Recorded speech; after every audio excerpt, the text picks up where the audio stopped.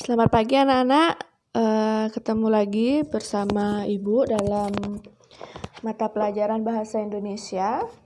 Jadi sebelum kita mulai pembelajaran hari ini adalah buku yang kita gunakan dalam mata pelajaran Bahasa Indonesia kelas 11. Nah, kita langsung saja. Untuk materi hari ini kita masih ada di materi teks prosedur. Kalau kemarin kita sudah mengetahui pengertian teks prosedur, kemudian bagian-bagian dalam teks prosedur. Nah, sekarang kita akan membahas yaitu struktur dan kaidah kebahasaan dalam teks prosedur. Ya, kita langsung saja mulai ke membahas struktur teks prosedur. Nah, bisa kalian lihat di sini. Jadi, struktur teks prosedur itu ada 3, yaitu bagian tujuan. Bagian tujuan teks prosedur dapat berupa judul dan berisikan tujuan pembuatan teks prosedur. Jadi, ada judulnya, langkah-langkah melakukan atau membuat apa. Kemudian nanti ada paragraf atau teks yang menyampaikan apa maksud atau tujuan dilakukannya langkah-langkah tersebut. Nah, setelah bagian tujuan, biasanya teks prosedur memiliki bagian material. Nah, ini bisa ada atau bisa tidak ada di dalam sebuah teks prosedur, tergantung dari langkah-langkah apa yang disampaikan.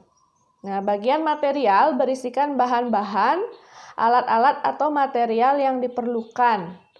Di sini dijelaskan juga, akan tetapi tidak semua teks prosedur terdapat bagian ini. Pada umumnya, penggunaan bagian material terdapat pada teks prosedur tentang pembuatan barang atau makanan. Jadi di sini sudah jelas sekali kalau struktur bagian material itu tidak selalu ada dalam teks prosedur, kecuali kalau teks prosedurnya menjelaskan cara membuat makanan, maka ada bagian ini.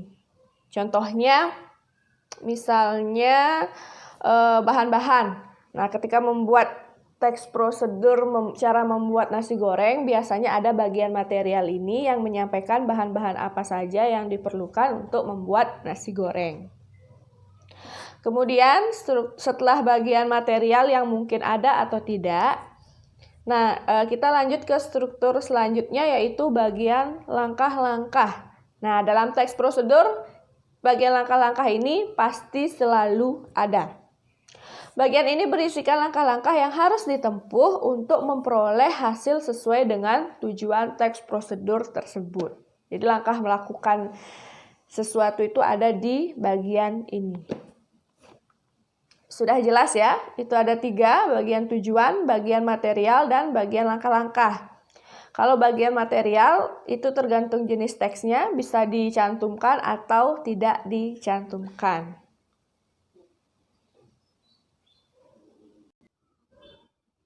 Nah, sekarang kita lanjutkan ke kaidah kebahasaan teks prosedur. Nah, jadi di dalam teks prosedur itu menggunakan beberapa kaidah kebahasaan atau aturan kebahasaannya. Ada menggunakan kalimat imperatif, deklaratif, dan interrogatif. Kemudian menggunakan urutan atau langkah, menggunakan nomina partisipan, menggunakan verba atau kata kerja, dan menggunakan konjungsi temporal. Nah, kalau kalimat imperatif ini maksudnya adalah kalimat perintah. Jadi kalimat imperatif sama dengan kalimat perintah. Kalimat ini berfungsi untuk memerintah atau meminta kita untuk melakukan sesuatu hal. Selain kalimat imperatif, di dalam teks prosedur juga terdapat kalimat deklaratif. Nah, kalimat deklaratif ini sama dengan kalimat pernyataan. Kalimat ini berfungsi untuk menyatakan informasi atau berita. Jadi kalau kalimat imperatif menyuruh kalian melakukan suatu hal, misalnya, siapkanlah bahan-bahan pelengkap untuk membuat nasi goreng. Nah, di kalimat tersebut kan ada suruhan atau perintah untuk menyiapkan bahan-bahan. Jadi itu yang dimaksud dengan kalimat imperatif. Sedangkan kalimat deklaratif hanya menyampaikan informasi. Tidak ada perintah di sana. Lalu yang ketiga itu kalimat interrogatif sama dengan kalimat pertanyaan. Kalimat ini berfungsi untuk bertanya. Kalimat interrogatif ini bermanfaat untuk menyusun teks prosedur pada bagian menuju langkah-langkah. Kalimat ini menghubungkan pengantar dengan langkah-langkah. Nah, jadi kalimat interrogatif ini biasanya terdapat di bagian tujuan ya, bagian tujuan pada struktur teks prosedur. Biasanya kalimatnya. Lalu bagaimanakah langkah-langkah untuk membuat nasi goreng? Nah, itu namanya kalimat interrogatif atau sama dengan kalimat pertanyaan. Kaidah yang kedua adalah menggunakan urutan langkah. Ini sudah pasti ya, karena di dalam teks prosedur ada langkah-langkah yang harus diikuti secara berurutan. Jika salah satu langkah dihilangkan, maka tahapan atau alur kerja dalam teks prosedur tidak akan utuh dan bisa jadi membingungkan.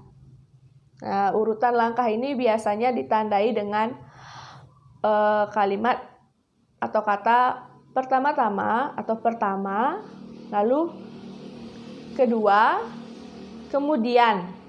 Nah, seperti itu biasanya langkah-langkahnya, atau bisa menggunakan angka dari urutan pertama sampai urutan terakhir. Itu dilakukan satu persatu dan harus urut, tidak boleh diacak atau dibalik salah satunya. Selain menggunakan kalimat imperatif, deklaratif, interrogatif, dan urutan atau langkah, di dalam teks prosedur juga ada menggunakan nomina dan partisipan. Kalau nomina itu kata benda, misalnya penggorengan, bangunan, kursi. Seperti itu yang dimaksud dengan nomina atau hal-hal yang bersifat konseptual. Bisa kalian lihat, bisa kalian sentuh benda-benda tersebut.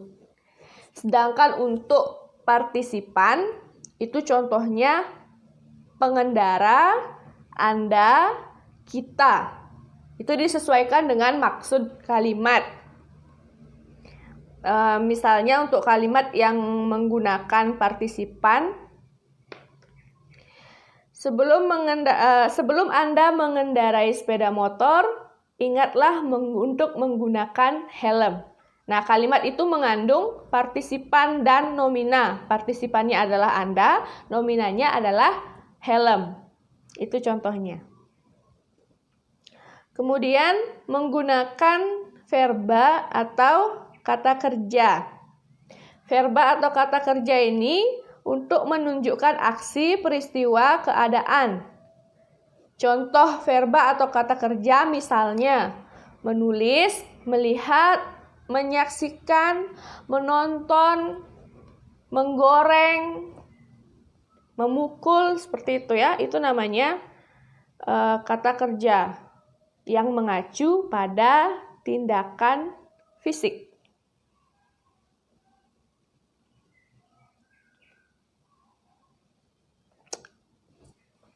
Nah, itu saja yang Ibu jelaskan terkait dengan struktur dan kaidah kebahasaan dalam teks prosedur. Apabila ada hal yang belum dipahami atau belum dimengerti, kalian bisa tanyakan langsung di grup. Dan untuk soal latihan, Ibu akan kirimkan di grup. Jadi di sana kalian harus pertama membaca terlebih dahulu satu contoh teks prosedur, kemudian mengidentifikasi strukturnya, yang mana tujuan, yang mana langkah-langkah, dan yang mana penutup, ya, atau yang mana tujuan, kemudian penjelasan materialnya, langkah-langkahnya. Kalian tentukan di sana, sudah ada dalam tabel. Lalu mengidentifikasi kaidah kebahasaan yang ada dalam teks prosedur tersebut. Misalnya, di dalam kaidah kebahasaan, di tabelnya itu kalian diminta untuk mencari kalimat imperatif. Jadi kalian baca teks prosedurnya, temukan 2 contoh kalimat imperatif saja di sana, kemudian isi di tabelnya. Di bawah tabel itu juga sudah ada keterangan apa yang harus kamu lakukan. Ya, sudah bisa dipahami ya.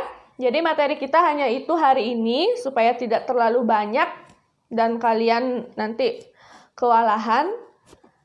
Jadi silakan kerjakan tugas tersebut. Dan untuk materi selanjutnya baru kita akan belajar membuat sebuah teks prosedur sesuai dengan langkah-langkahnya. Terima kasih.